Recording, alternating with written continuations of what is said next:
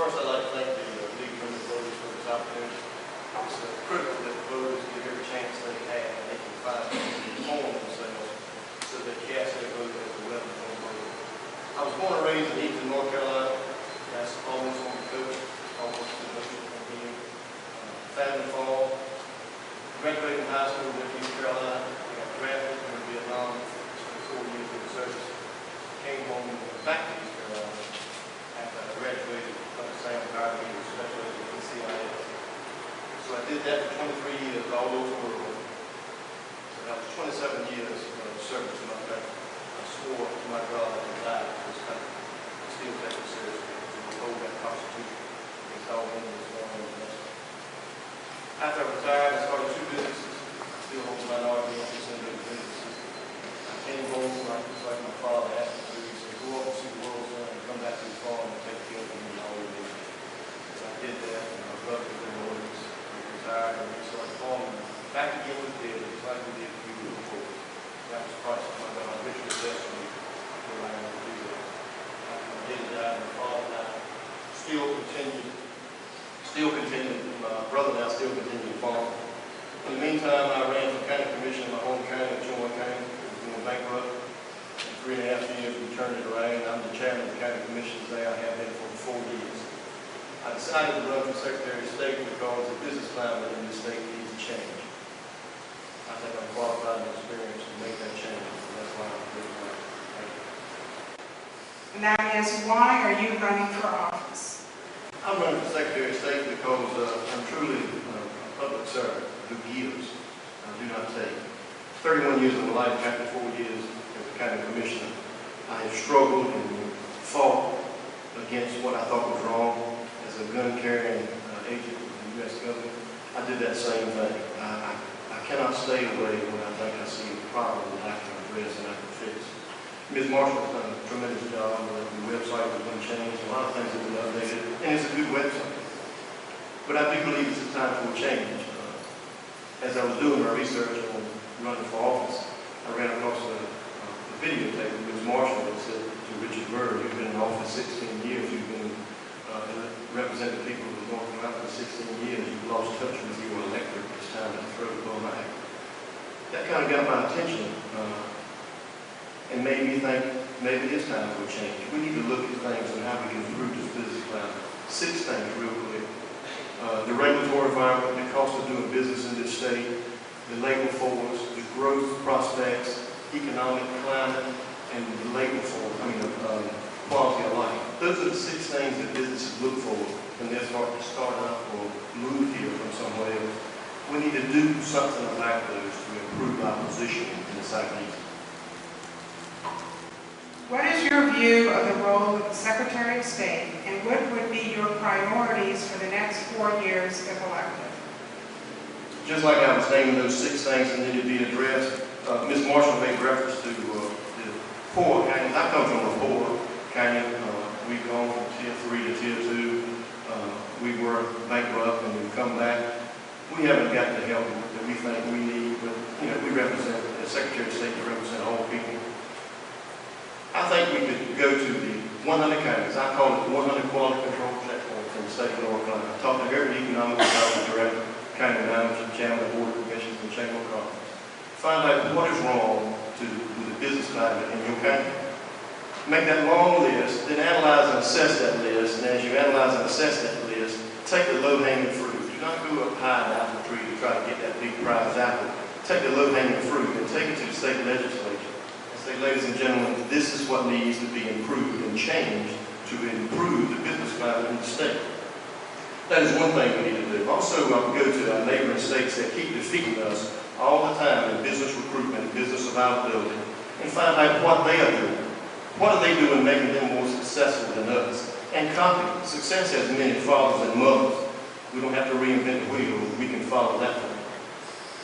The average voter may not be familiar with all of the roles performed by this office. Why do you think this race should be important to them? Our business climate does need to be improved.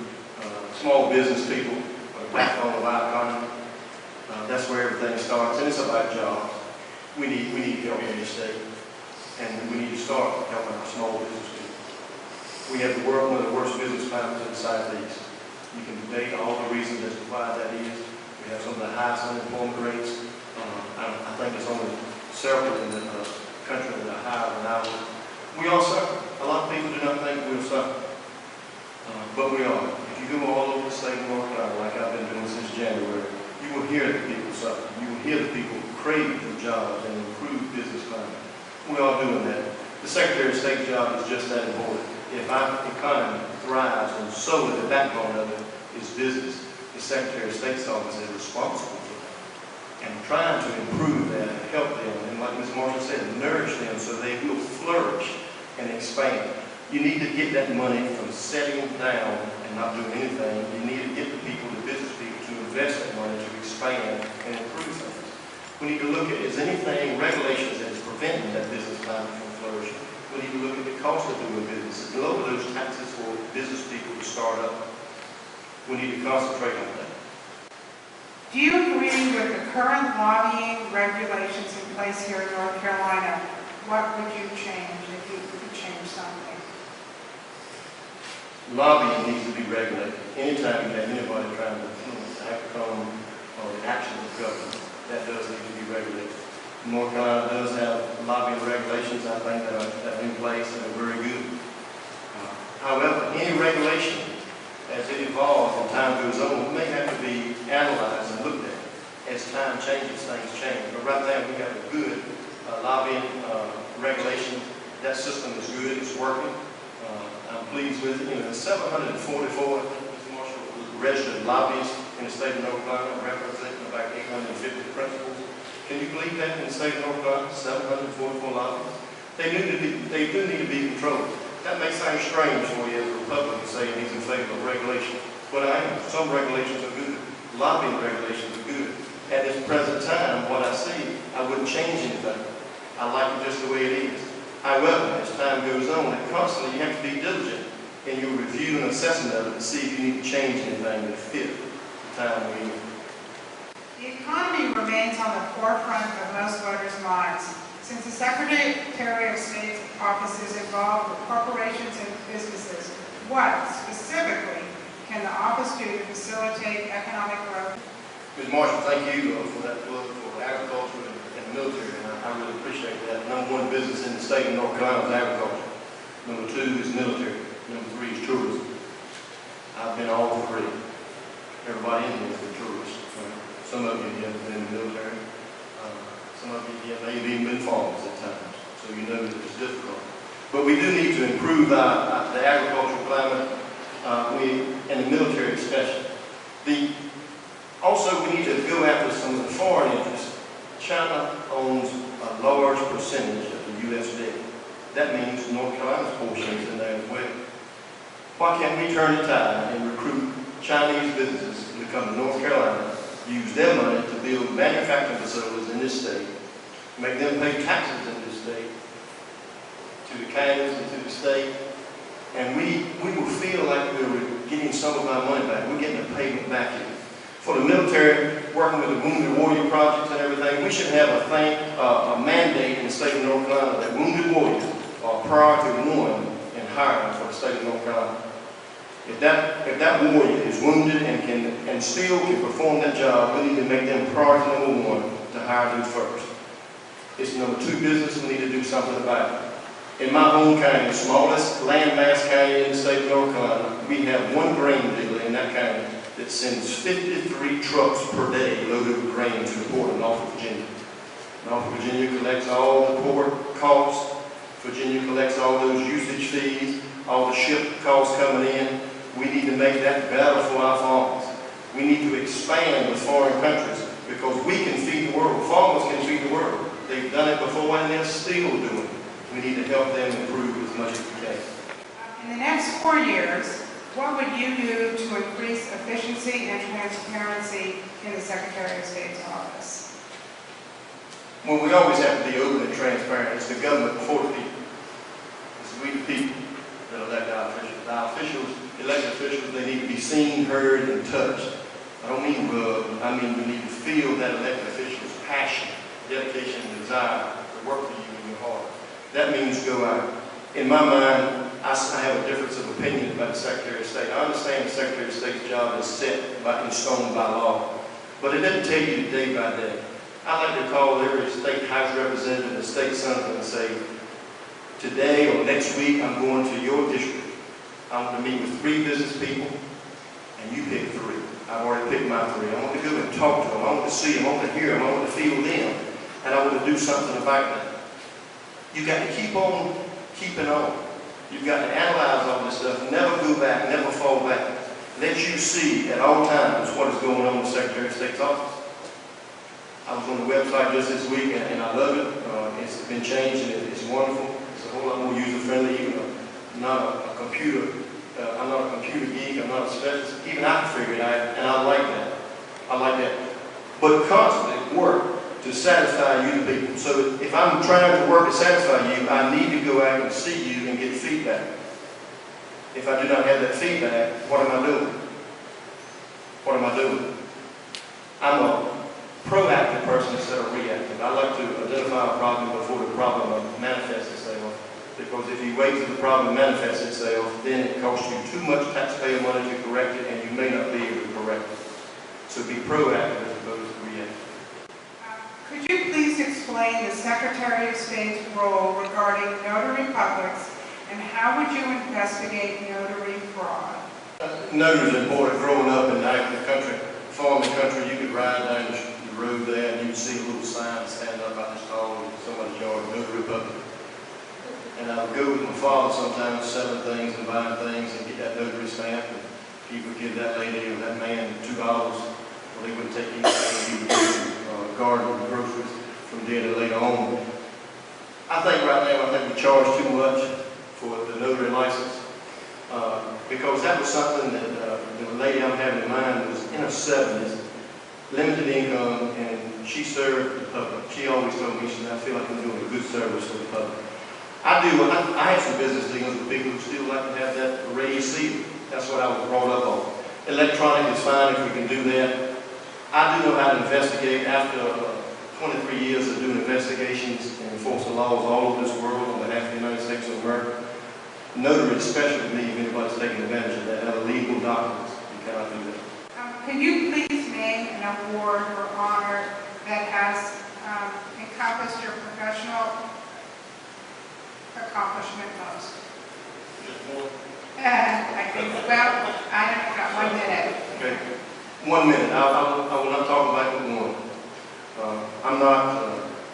I usually do not say anything about this, but since I've been campaigning, my campaign manager insisted that I start talking about it, but it's something near and dear to me. When I was in the service, after I was discharged, I was awarded an Admiral's Medal for heroism for doing something that saved a lot of lives and put my life in extreme danger.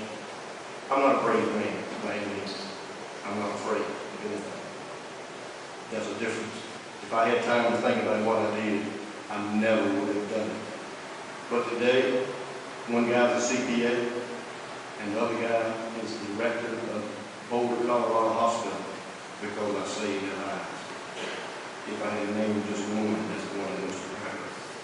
Due to the home mortgage crisis, the real estate industry needs considerable help. What can the Secretary of State do to help this industry? I agree. We need to drive down the cost of these closings. The price at closing.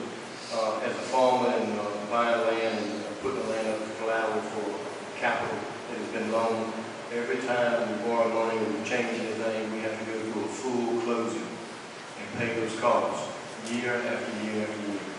It shouldn't be that way. It shouldn't be that way. In my neck of the woods in North Carolina on the coast, those homes, some of them are selling like gangbusters for $2 billion, and now you can go down and if you can afford it, you can get one for about $250,000. A lot of people stay away from them because the closing costs are so high. They can't believe how high the closing costs. Somebody's making money on that. We should stop that. We should pass it down and make it even, reduce it more than what it is now, and get it down to the least amount possible. If you could get the legislature to change one law that relates to what the Secretary of State does, what would it be? The corporate filings and the renewal every year, I think that once you do an LLC and file that original document, I think every year when you renew it, you shouldn't have to pay the same thing. Knock that renewal fee down some, so you don't keep paying the same amount over and over. You talk to some business people, they'll have 100 LLC, that's $200 every time. I think the fee is right. Then renewal, just make that less. I think that would help. That's one of those business costs, one of those 6 things I talked about earlier. It's something you can do to reduce that business cost. Would it be advantageous for the Secretary of State to be working together with other state government agencies to coordinate efforts to fight Ponzi schemes and fraud? I think the state of North Carolina especially should be this project should be ramrodded by the Secretary of State's office. We need interconnectivity and interoperability between all departments of the state. If the Secretary of State has a business license on someone, that's fine, they file their papers. If the Department of Labor has information on a business that is hired employees, is paying employees, as well as paying unemployment insurance, and the two cannot have a software program to marry up and match and give alerts to you, I don't think we have something in the state of North Carolina like that now.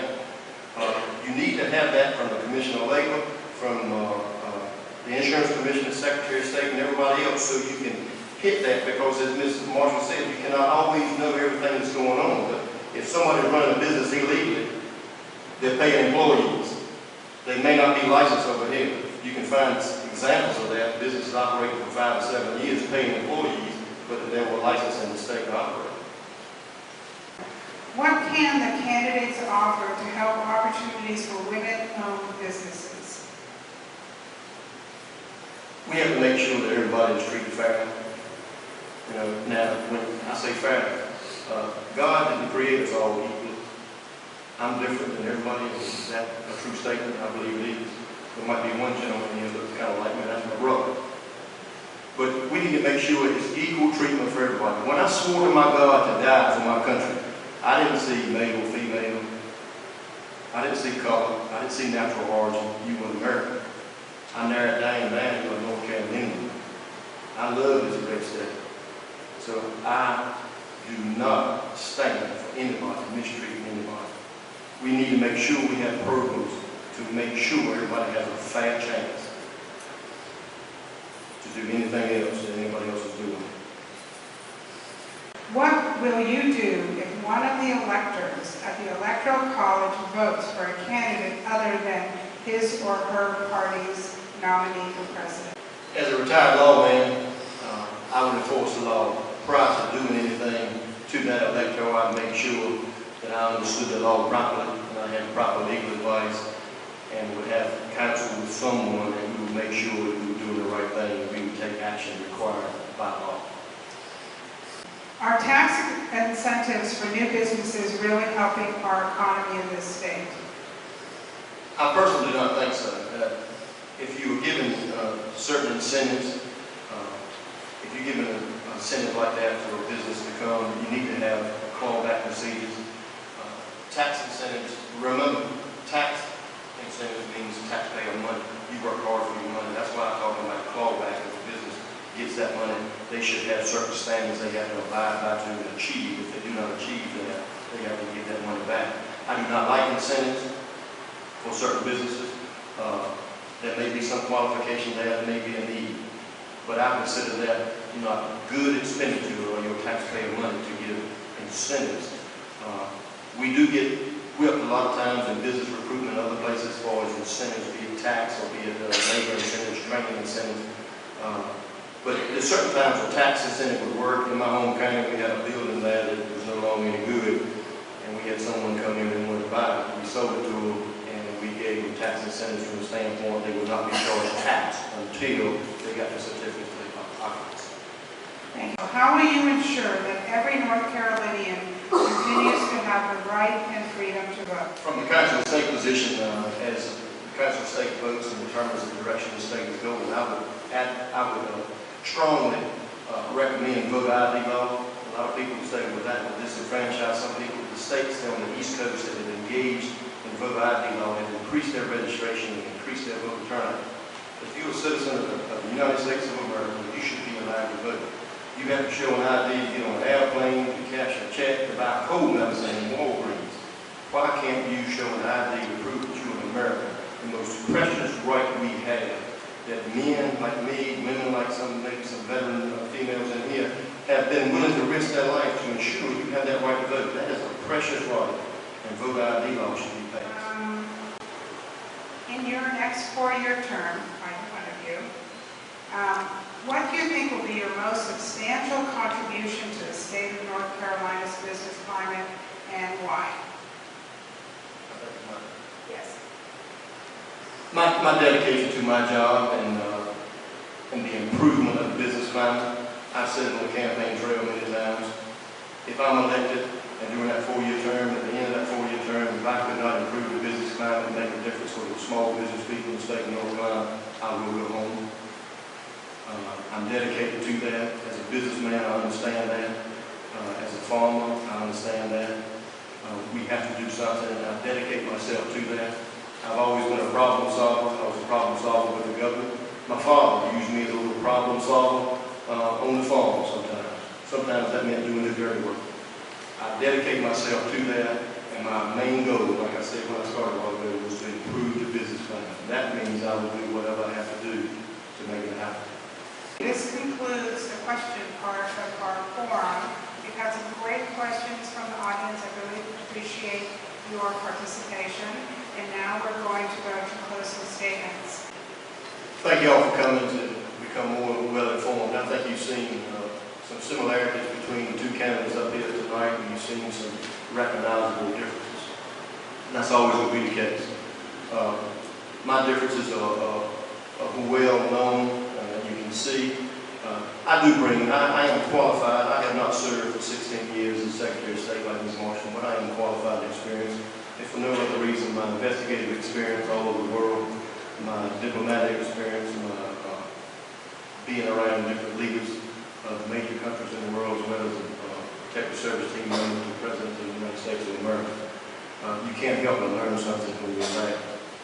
One thing that really bothers me, I think we can improve the business climate in this state by making a change in the Secretary of State's office. Ms. Marshall deeply upset me when I looked and she came out and supported the Occupy Raleigh people. As a veteran, I felt disrespected. I felt a little disgrace. That hurt me. As an elected official in the state of North Carolina would do such a thing as that. That organization advocates for the overthrow of government as we know it. Of course, now they're gone. I'm going to be interrupted. They do. It's a redistributionist organization. It's different.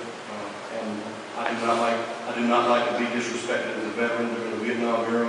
I was disrespected then. I do not like it now by anybody, especially an elected official. That was detrimental to business. People around the country called me and want to know what's happening in that great north state.